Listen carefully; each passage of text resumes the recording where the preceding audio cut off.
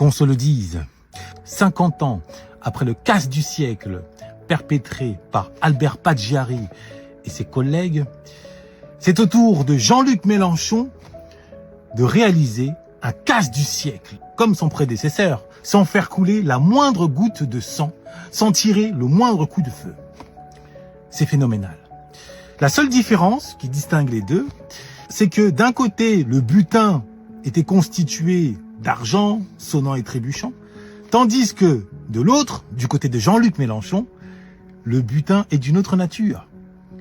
Il ne s'agit pas d'argent, il s'agit de millions d'âmes.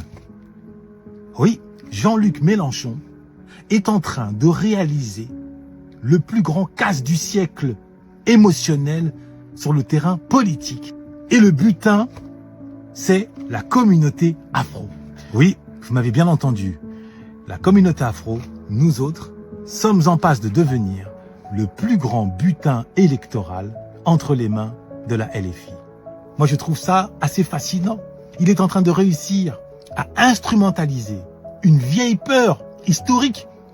Être dit noir, c'est avoir peur de l'autorité dite blanche, incarnée par la police. Depuis l'esclavage, la colonisation, c'est ancré limite dans notre ADN. Eh bien, il a réussi à instrumentaliser cette peur en présentant la loi votée à l'Assemblée nationale le 7 juillet accordant la présomption de légitime défense et en la présentant comme un permis de tuer. Et ça a été très bien joué étant donné que, en rebaptisant cette loi, les traumatisés que nous sommes, directement, ça a réveillé nos peurs et nous nous sommes sentis communautairement concernés.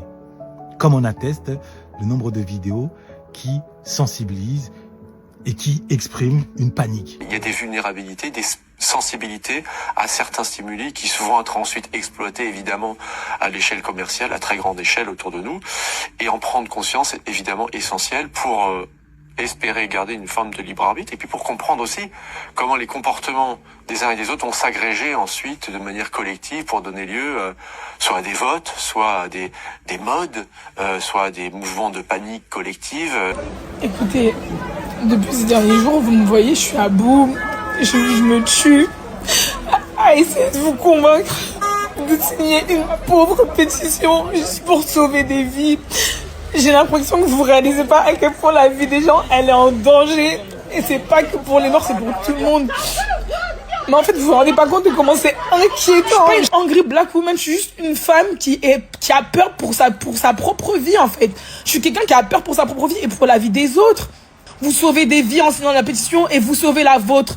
Comme si, demain, si tant est que cette loi vienne à être votée au Sénat, n'importe quel afro, qu'il soit en costume ou pas, qu'il ait 30 ans, 50 ans, que ce soit un homme ou une femme, fera l'objet, de manière hasardeuse, d'un tir de police pour peu que ce policier soit mal luné. Comme si la France allait se transformer en Mississippi.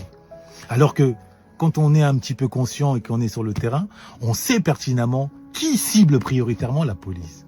Ce ne sont pas tous les afros, ni tous les arabo-musulmans. Ce sont prioritairement les jeunes hommes considérés comme des KRA. Ce sont eux qui sont en guerre avec la police et inversement.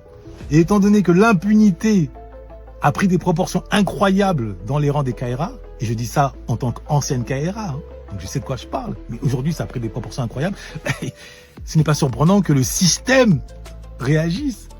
Mais non, nous, en tant qu'afro, traumatisés que nous sommes, nous voyons dans cette loi une menace existentielle qui s'abat sur nous. Donc Jean-Luc Mélenchon, chapeau à lui, vraiment, il vient de réussir un casse du siècle. Transformer 2 ou 3 millions d'abstentionnistes électoraux en futurs électeurs à 1 an des élections présidentielles, c'est un coup de maître. Il se rapproche vraiment du second tour des élections présidentielles. Dommage qu'une telle stratégie politique rapproche le pays encore un peu plus vers la guerre civile.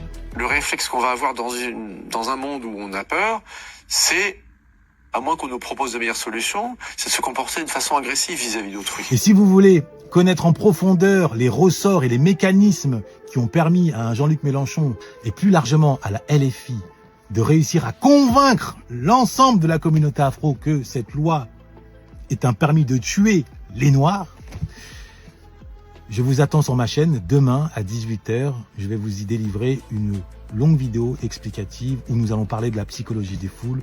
Nous allons convoquer les travaux de Gustave Le Bon, Gabriel Tarde, Édouard Bernays, Carl Schmitt et j'en passe. Beaucoup de choses à dire. Très enrichissant. Mais en attendant, dites-moi si vous faites partie de celles et ceux, parmi les afros, qui voient dans le vote de cette loi une loi de permis de tuer tous les Noirs. Sans distinction et quelles que soient leurs actions. J'ai hâte de lire vos réponses en commentaire. Sans jugement moral, hein, vous me connaissez. Je ne porte pas de jugement, je me contente d'apporter des explications sur le terrain du logo, sur le terrain de la rationalité. Noblesse oblige.